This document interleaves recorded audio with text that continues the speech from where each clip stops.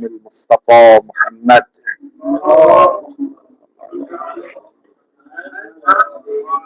صلى الله عليه وعلى أهل بيته الطيبين الطاهرين سيما بقية الله في الأرضين واللعن الدائم على أعدائهم أجمعين من الآن إلى لقاء يوم الدين.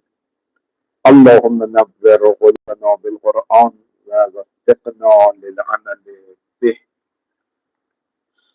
خب به حول و قوه الهی چند جلسه است که پیرامون سوالات، اشکالات یا شبهاتی که پیرامون مسئله ولایت مطلقه فقیه هست با هم به گفتگو نشستیم. یکی از سوالاتی که مطرح میشه و سوالی نسبتاً مهمی هم هست این است که اگر در عصری از اعصار زمان غیبت فقیه جامع الشرائع وجود نداشته باشد، تکلیف چیست؟ بله؟ خب شما قائلین به ولایت مطلقه فقیه فرمودید که یکی از وظایف ولی فقیه و یکی از شؤونات ولی فقیه تشکیل حکومت اسلامی است و در رأس حکومت باید ولی فقیه جامع شرایط باشه. حالا اگر ما حکومت اسلامی داشتیم ولی بنابر خدا در یک عصری از اعصار در زمان غیبت بله فقیه جامع الشرائع نبود، اینجا وظیفه چیست؟ پاسخ این است که خوب عنایت کنید تشکیل حکومت اسلامی واجب است و فقیه و اسلام شناس شرط تشکیل حکومت اسلامی است. تا اینجا داشته باشید. ببین ما معتقدیم که در عصر غیبت وقتی زمینه آماده باشد باید حکومت اسلامی تشکیل بشه و شرط تشکیل حکومت هم وجود فقیه جامع الشرائع است. پس وجود فقیه جامع الشرائع شرط تشکیل حکومت اسلامی است. اما خیلی مهمه، ما دو جور شرط داریم. این نکته خوب عنایت کنیم. ما دو جور شرط داریم. یک شرط تحصیلی، دو شرط حصولی. دقت فرمودید؟ ما یک حکمی داریم به نام واجب. اگر این واجب بخواد محقق بشه قبلش باید شرطی باشد تا اگر اون شرط نباشد این واجب در خارج محقق نمی شود. درست شد؟ منتها این شرطی که حکم مقدمه را دارد و واجب میشه زل مقدمه، این شرط بدون است: شرط حصولی و شرط تحصیلی. تفاوتشون چیه؟ شرط حصولی اون شرطی است که هر زمان خود به خود محقق شده است تحقق واجب در خارج لازم است و بر مکلف ایجاد اون شرط لازم بفرمایید نیست. از کلمه حصول همین استفاده میشه، یعنی خود به خود محقق شدن. میشه مثال بزنیم؟ بله، قرآن داره. مانند استطاعت نسبت به حج، استطاعت نسبت به حج، این آیه عنایت کنید: لله علی الناس حج البیت من استطاع الیه سبیلا. کی حج بر مکلف واجبه؟ وقتی استطاعت باشه. از شما سوال میشه آیا تحصیل استطاعت بر مکلف واجبه؟ یعنی مسلمان بالغ و عاقل برش واجبه شب و روز بره کار بکند تا استطاعت مالی پیدا بکند تا حج برش واجب بشه؟ میگیم نه، تحصیل استطاعت بر مکلف واجب نیست. این گونه نیست که اگر برای تحقق استطاعت زحمت نکشد فردای قیامت مؤاخذه بشه که چرا استطاعت مالی به دست نیاوردی که حج از تو فوت شده است. نه، اگر استطاعت مالی حاصل شد اتیان حج واجبه، اگر حاصل نشد حج واجب نیست. دقت کردید؟ لله علی الناس حج البیت من استطاع الیه. کسی که استطاعت براش حاصل بشه، نفهمید کسی که به دنبال استطاعت داره. نه، این شرط میگه شرط اصولی. اما شرط تحصیلی به اون شرطی گفته می شود که تحصیل و تحقق آن در مکلف لازم است، به گونه‌ای که اگر در صدد تحصیل بر نیاید و فقدان شرط سبب فقدان واجب شود مکلف مؤاخذه و معاقب می شود. خاطر دریشه شد این شرط تحصیله، یعنی بر تو با بستر باب تفعیله، به دست آوردن محقق کردن بر تو واجبه که این شرط رو محقق کنید. اگر محقق نکنید سبب می شود اون واجب هم در ظرف زمان خودش از بین بره و فوت ذی مقدمه و واجب حرامه، سبب میشه مکلف معاقب بشه. بلا چون علت عدم اتیان واجب چیه؟ عدم تحقق شرطه. چون مکلف شرط رو محقق نکرد بفرمایید نتیجهش واجبم مثل چی؟ مثل طهارات الثلاث نسبت به نماز، یعنی وضو، غسل یا تیمم بدل از وضو و غسل نسبت به کی؟ ارائه کنید آیه را. اعوذ بالله من الشیطان الرجیم. اذا قمتم الى الصلاة فاغسلوا وجوهکم و ایدیکم. بشد اذا قمتم الى الصلاة واجب ذل مقدم است.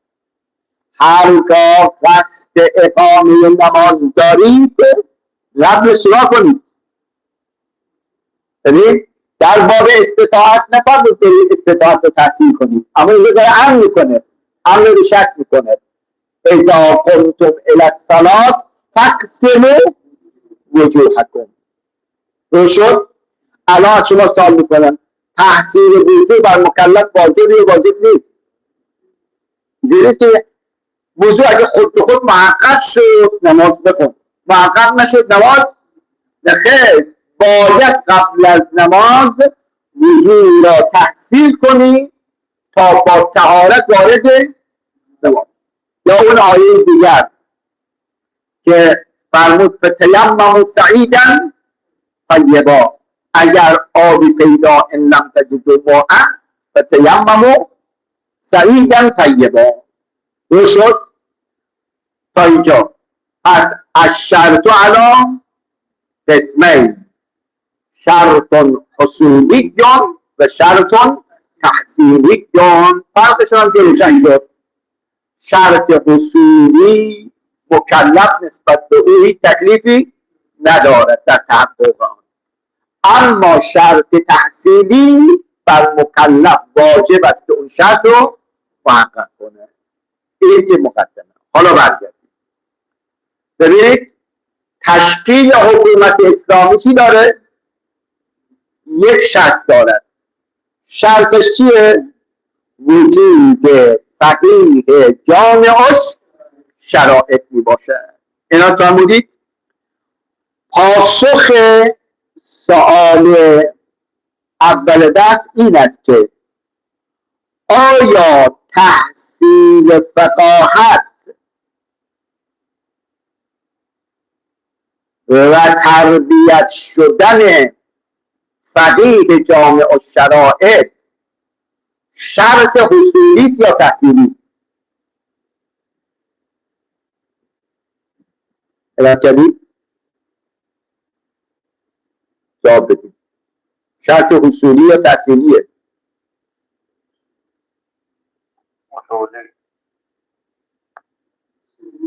متوجه. خب با اجازه آقایان من خلاف شرط میکنم. این شرط چیه؟ تحصیلیه. چون تفقه در دین واجب کفایی است. بله؟ واجب کیه؟ کفایی است. یعنی اگر جمع فراوانی میتونن تحصیل علم کنن، این تحصیل علم ابتداعا بر همه واجب است. یتفقهوا فی الدین. منتها اگر کسی اقدام کرد از دیگران بفرمایید ساقطه. و اگر این اگر رو یادداشت بفرمایید، و اگر این وظیفه تعین پیدا کرد بر شخص معینی، بر او واجب علمی است.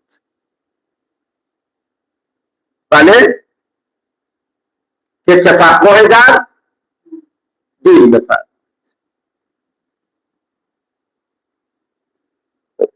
ببینید همانطوری که در سایر رشته ها و نیازهای جامعه میگیم یه عده واجب است برن پزشک بشن، یه عده واجب است برن چه کاره بشن، خب در مسائل دین فلولا نفر من کل فرقتین بر اساس آیه نفر دقت فرمودید تفقه در دین و تحصیل فقاهت ابتداعا بر یکایت مکلفین کیه؟ واجبه. منتها بدونه که اگر یه عده اقدام بکنن از دیگران ساقطه. اما اگر یک مرتبه نستجیب بالله همه بگم به ما چه ربطی داره؟ نه فردا قیامت مؤاخذه میشید. چرا؟ چون مسائل دینی هم جزء نیازهای کیه؟ جامعه می باشد. درست شد؟ پس اگر ما میگیم تشکیل حکومت در زمان غیبت جزء وظایفی است که از طرف شریعت بر عهده مسلمان ها گذاشته شده بر اساس ادله گفتیم، منتها شرط تحقق حکومت چیه؟ وجود فقیه جامعش شرایطه. کی ما فقیه جامع شرایط داریم؟ یه عده حرکت کنن برن فقاهت رو تحصیل بکنن. اینا فرمودید. پس بنابراین در اصل غیبت اگر میگیم حکومت با تشکیل بشه شرطش بفرمایید این است که یه عده برن خدمتتون هم تحصیل فقاهت بکنن. این قول به قولی که از اساتید لا سمح الله، لا سمح الله این خدا روز رو نیاره که در جامعه اسلامی کسی رغبت نداشته باشد بره تحصیل فقاهت بکند. بله، فقیه جامعه شرائع پیدا نشده است. سوالم همین بود، اگر در اصل فقیه جامعه شرائع وجود نداشت تکلیف حکومت اسلامی چیست؟ اینجا میفرمایند که اگر چنین فقیهی و چنین شرطی تحقق پیدا نکرد نوبت به عدول مؤمنین میرسد. بله، یعنی عدول مؤمنین از هر جایی که مسائل دینی خودشون رو به دست میارن، بله، نحوه اداره حکومت خود را هم باید از همونجا به دست بیارن. شما الان میگید گاهی ها این کار وظیفه فقیه جامعه شرائطه، اما اگر نبود چی؟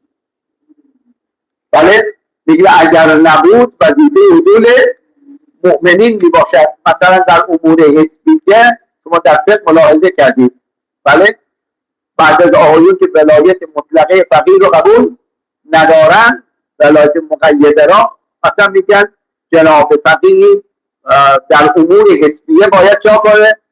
دخالت بکنه. میگیم خب اگر فقیه نبود چیکار کنه؟ بفرمایید. اینجا وظیفه عدول مؤمنین میبوداشه. خب خدمت واسط اینجا یک بحثی هست، اگر این امروزی هست اینا یادداشت کنیم بد نیست. اگر فقیه جامعه و شرائط نبود اما فقیه متجزی بود، آیا در دوران امر بین این که مسئولیت حکومت به عدول مؤمنین داده بشود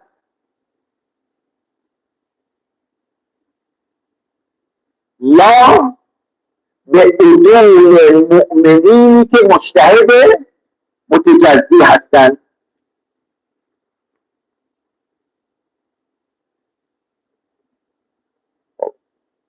آیا چیکار میکنیم؟ بگیم عدول مؤمنینی که مجتهد متجزی هستند اینها مقدم بر عدول مؤمنین مسئله دان هستند. پس بناءً علی هذا حکومت اسلامی در عصر غیبت باید باشه. در درجه اول شرطش اینه که در رأس حکومت فقیه جامعه شرائط باشه. گفتیم تحقق این امر هم به عنوان واجب کفاییه. حتی اگر این امر در یک سری افراد به گزینه ها متعین میشه واجب عینی هم میشه. حالا به هر نحوی این واجب کفایی یا این واجب عینی محقق نشده باشد نوبت میشد به فقیه متجزی، و اگر فقیه متجزی هم پیدا نشود دقت کردید نوبت میرسد به عدول مؤمنین. همه اینا میخوام برسه که آقا در عصر غیبت ما نیازی به حکومت اسلامی داریم. اگر حکومتی به نام اسلام باشه بهتر از این که حکومت اسلامی نباشه. بله، ایدئالش اینه که در رأس حکومت فقیه جامعه شرائط باشه، نباشه فقیه متجزی، نباشه عدول مؤمنین بوده باشد. خب اینا بهترن از این که ما بگیم یه حکومت تشکیل بشه در بدنه حکومت خدمت از کلن که غیر اینها بوده باشد. پس اگر با اون نکته اصولی توجه بکنیم، ما شرط دیگه داریم، شرط اصولی و شرط تحصیلی میگیم در درجه اول واجب است در جامعه اسلامی. همینجا من میخوام فرصت رو مغتنم بشمارم که وظیفه مؤمنین نسبت به حوزه های علمیه. دقت فرمودید بزرگواری شوخی میفرمود و همانطوری که ما در مال میگیم 1/5 مال تو باید خمس بدی و همین مسئله تو بچه هاتون بده. اگه خدا 3 تا بچه بهت داده یکی از اینها رو بفرست حوزه بسی سرباز امام زمان سلام الله علیه بشه. خصوصا در بعضی از بلاد مسلمین که این خلأ کاملا احساس میشه. یعنی ما گاهی بعضی از شهرها چند 10,000 مسلمان داریم اما 1-2 تا عالم به درد بخور ما نداریم و حالا اینکه از دل همون چند 10,000 نفر آدمایی با استعدادی وجود دارد و اونها لازم از میان خودشان بر اساس آیه نفس عده‌ای از جوانان با استعداد برخیزند و بیان تو حوزه‌های علمیه تحصیل کنند و برگردن شهرهای خودشان رو هدایت بکنند. دقت فرمودید؟ واقعا انگیزه جهان اسلام در بعضی از جاها ما این خلأ را کاملا احساس میکنیم که کمبود فقیه جامعش شرایط باشه. اینم یک سوال و جواب. اما سوال بعدی، آیا نظام ولایت فقیه توانسته یا میتواند مانند حکومت رسول الله صلی الله علیه و آله و سلم و حضرت امیر سلام الله علیه عمل کند؟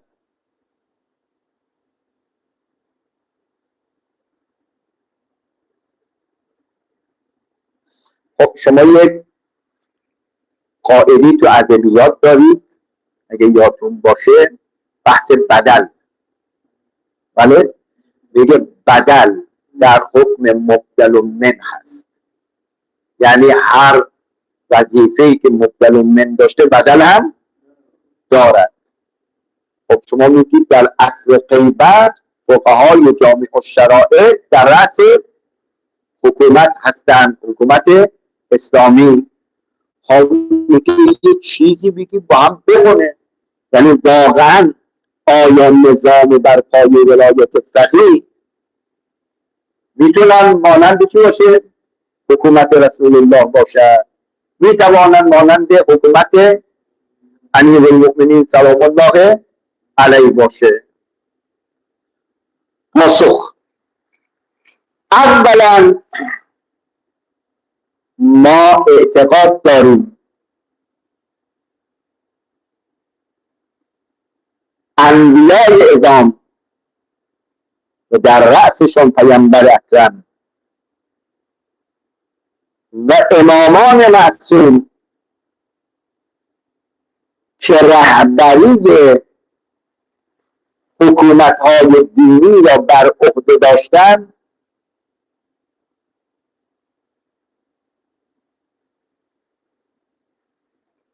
هیچ غیر معصومی قابل قیاس با این بزرگواران نیست. دوشو آیات یه اول بگم آیا نیدی بگه قائلین به ولایت مطلقه فقیه هیچ وقت ادعا نکردن بله که حکومت بر مبنای ولایت فقیه همانند در مقام ایجاب عمل. دقت کردید؟ چرا؟ چون هیچ کس قابل مقایسه با بزرگواران نیست. امیرالمؤمنین کجاست؟ ولی فقیه کجا؟ اصلا قابل قیاس با آنها نمی باشه. این اولا. لذا اگر یادتون باشه ما گفتیم که ولایت فقیه شأنی از شؤونات چیه؟ امامت می باشد، در عرض اونها که نیست. اولا. ثانیاً مردم هر اصلی را می توان با مردم اصل دیگر و نیز نظام حکومتی هر امتی را با نظام حکومت امت دیگر مقایسه کرد.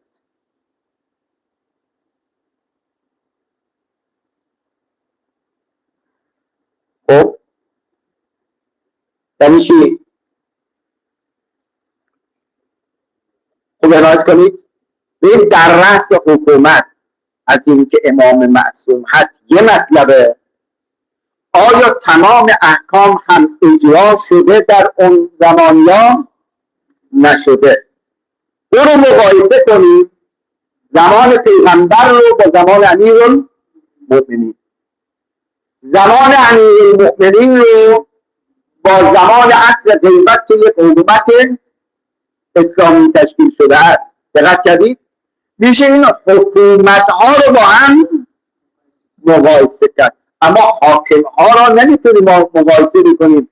یعنی بگیم یک ولی فقیه که غیر معصومه این رو مقایسه بکنیم با حاکمی که پیغمبر یا امام معصوم بود. پس خود حاکمان غیر معصوم با معصوم قابل مقایسه نیست. ولی حکومت ها چرا؟ بله شما میتونید بگید حکومت اصل غیبت مثل حکومت زمان پیغمبر بوده است یا نه؟ بله میتونید جواب بدید. به عنوان مثال یادداشت بفرمایید. مثلا وجود مبارک پیامبر اکرم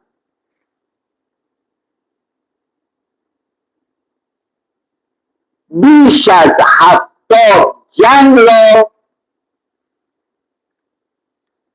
در مدت 10 سال حکومت خود تحمل کرد. غزوات پیامبر. سوال این است که آیا تمام احکام دین در زمان اون حضرت اجرا شده است یا خیر؟ این سوال دیگه. بله؟ یعنی 100% احکام دین در زمان 10 سال حکومت پیغمبر اجرایی شد یا اجرایی نشد؟ پاسخ خیر. چون 1/3 مردم مدینه در آن زمان در برابر پیامبر منافقانه عمل کردند.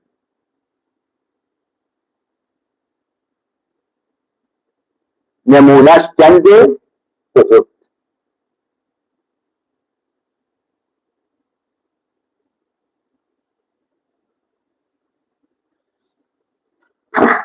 اما اون حضرت به مصلحت این افراد رو به جامعه معرفی نکرده بود. چرا؟ چون حکومت چی بوده؟ نپا بود.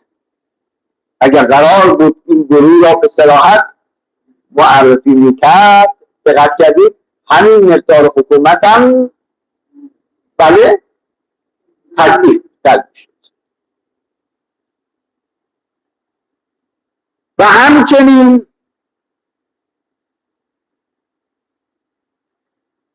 در زمان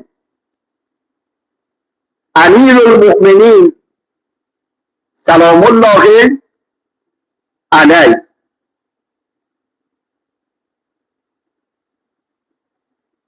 همه مردم اصل حکومت امیرالمؤمنین با حکومت اون حضرت همراه نبودن.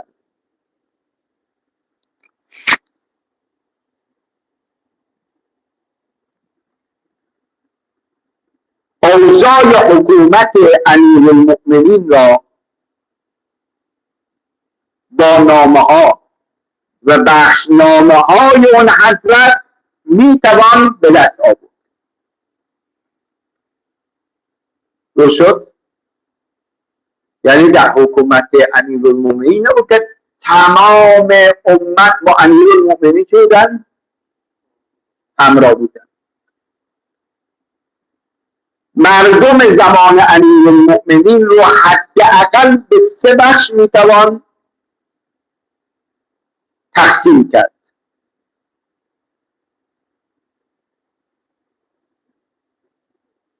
یک عده که خیلی کم بودن، ظاهر و باطن در کنار حکومت امیرالمؤمنین بودن، مثل مالک اشتر که هم فقیه بود، هم فرمانده لشکر بود، هم مدیر و مدبر بود، به گونه‌ای که توان اداره کشوری بزرگ مثل مصر آن روز داشت.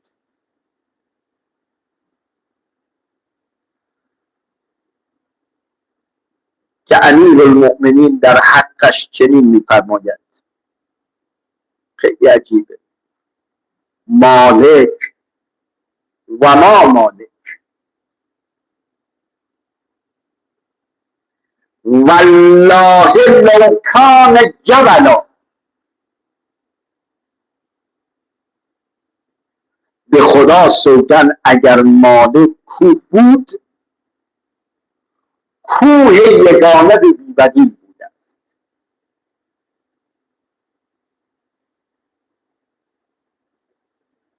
و اگر سنگ بود، سنگ سرسختی بوده است. اینا یه دسته بودن. دقت کردید؟ دسته دوم افرادی هستند مثل جناب کمیل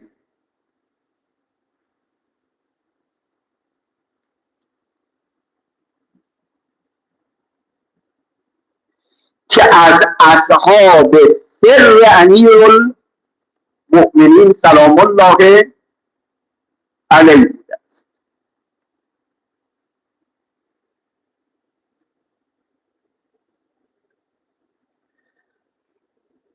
حضرت منطقه‌ای به نام حیط را، به همه حیط، که انبار مهمات و مسائل جنگی بود، به ایشان سپرد.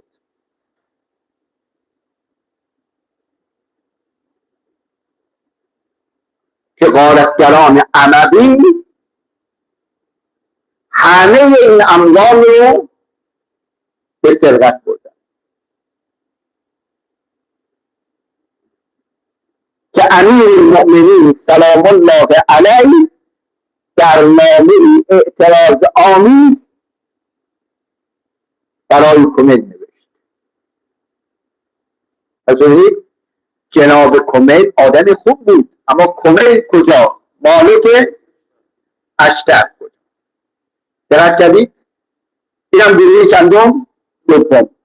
گروه سوم کارگزاران اون حضرت بودن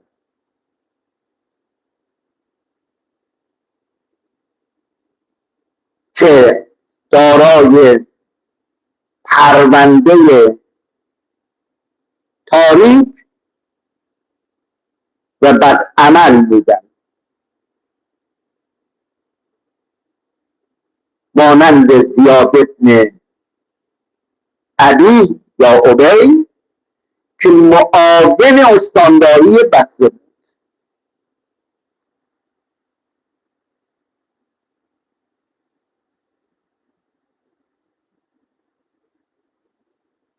درست شد؟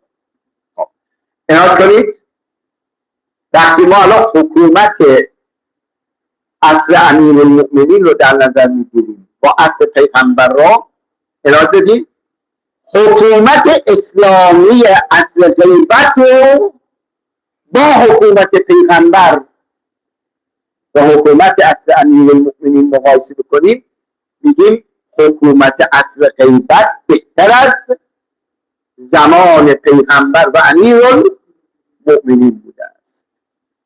بشد لذا خدا رحمت کنه مرحوم امام را، فرمود والله امت ما بهتر از امت زمان پیغمبر بوده، زمان امیرالمؤمنین بوده است. بله گاهی اوقات ما میخواهیم بدنه حکومت رو با حکومت‌های دیگر مقایسه کنیم، قابل مقایسه است.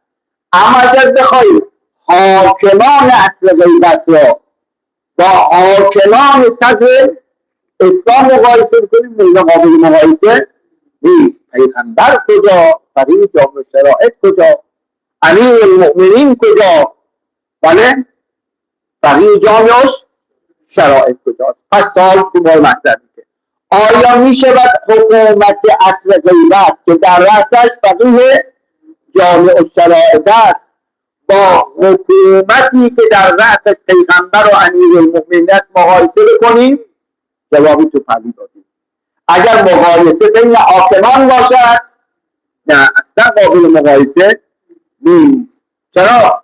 چون اونجا حاکمشون معصومه، اینا معصوم نیستن.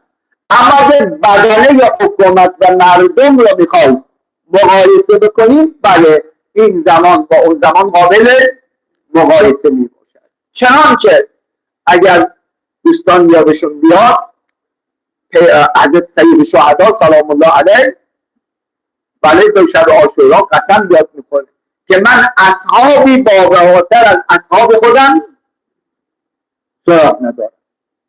یعنی چی؟ یعنی اصحاب من از اصحاب پیغمبرم بالاتر، اصحاب من از اصحاب امیرانی بالاتره. دقت کردید؟ یعنی مقایسه بین افراده، اما مقایسه بین حاکم نه. ما هیچ وقت معتقد نیستیم که بتوانیم حاکمان عصر غیبت رو با حاکمان صدر اسلام با هم مقایسه بکنیم. نه، اونا معصومن و حاکمان عصر غیبت به گرد پای اونها نمیرسن. اما حکومت ها چرا؟ بله حکومت ها چرا؟ الان نگاه کنید این خیزش عمومی برای دفاع از اسلام با اونی که مردم اصل امیرالمؤمنین مقایسه بود اصلا قابل مقایسه. حضرت گله داره از مردم کوفه ای کاش من شما رو نمیشناختم، شما هم مرا نمیشناختید. شما رو فصل گرما دعوت به جهاد میکنن، دیگه هوا گرم، زمستان دعوت میکنن، دیگه هوا سرده. پس بگو کی شما رو دعوت کنن برای جهاد؟ یعنی از عدم همراهی مردم با حکومته. اما الان شما ملاحظه بکنید دیگه مردمی که در عصر غیبت بله در حکومت اسلامی زندگی میکنن، نحوه تعامل و همراهیشون با حکومت قابل مقایسه نیست با همراهی مردم در حکومت امیرالمؤمنین. پس اگر منظورتون از این مقایسه چیه؟ مقایسه حاکمان باشد نه قابل مقایسه نیست. اما مقایسه مردم باشد بله قابل مقایسه است. تو روایات هم اینو داریم. امام صادق در یه روایت میفرماد که شیعتنا اصبر منا، بله شیعیان ما اصبر از ما هستن. چرا؟ میگه چون ما حقیقت ها رو میبینیم و ثبت میکنیم، اما شیعیان ما اعتماد به قول ما میکنن و صبر میکنن. پس بنابراین مقایسه ممکن من جهت ولا یمکن من جهت آخر بوده باشد. اینم سوال دومی که در این زمینه مطرح است و اینم پاسخ اجمالی. پس امروز دو تا سوال رو مطرح کردیم. دو شد. سوال اول اینه که آیا در عصر قیمت برای تشکیل حکومت اسلامی تربیت فقیه یا فقیهان لازمه یا لازم نیست؟ از کردیم که به عنوان شرط تحصیلی لازمه، یعنی برای تشکیل حکومت باید افرادی باشن که در رأس حکومت قرار بگیرن. اما اگر خدای نکرده وقتی چنین چیزی نبود، نوبت میشه به فقهای متجزی، و اگر این حال نبود نوبت میشه به حضور مؤمنین. علی ای حال حکومت اسلامی در عصر غیبت وجودش بهتر از حکومت غیر اسلامی هست، ولو در رأسشان حضور مؤمنین باشد. یک سوال و جوابش. سوال دوم این بود که آیا حکومت اسلامی عصر غیبت قابل مقایسه با حکومت عصر پیغمبر و امیرالمؤمنین می شود یا خیر؟ جواب دادیم اگر منظور سوال کننده بود که آیا بین حاکمان غیر معصوم و معصوم قابل مقایسه است، نه، قیاس معلوم فارقه. اما بین بدنه حکومت و مردم بله می شود این رو مقایسه بکنیم با حکومت عصر معصوم سلام الله علیه. سوالات دیگری هم در این بین وجود دارد. انشاءالله اگر خدا بخواد جلسه آینده فقط سوال بعدی رو یادداشت بفرمایید که شب اگر فرصت کردید یه تأملی بکنید تا جوابش برسیم. سوال بعدی این است که ما وقتی به آیات قرآن مراجعه میکنیم،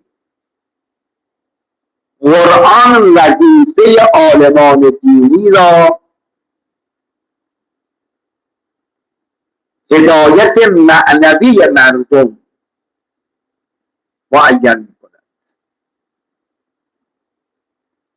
بله، اگر آنان وظیفه رهبری سیاسی را نیز می داشتند باید در قرآن مطرح شد. درست شد؟ شما یک آیه بیارید، بله الان تو آیات نگاه کنید وظیفه علما رو جا میگن تعلیم و تربیت، یزکیهم و یعلمهم الکتاب و حکمت. یه آیه بیارید که وظیفه علما رو چه میدونه؟ بفرمایید تشکیل حکومت و در رأس حکومت قرار بگیرن، یعنی کار سیاسی هم انجام میدن. و اگر از وظایف عالمان تشکیل حکومت و کار سیاسی بود باید در قرآن مطرح میشده.